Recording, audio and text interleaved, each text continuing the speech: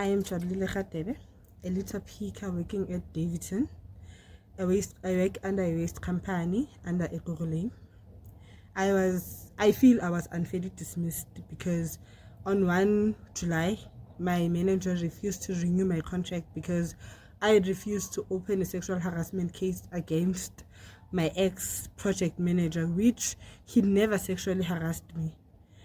The messages my manager he got from a guy who was supposed to represent me, and I never gave that guy any consent to send what I sent him to my managers or to anyone.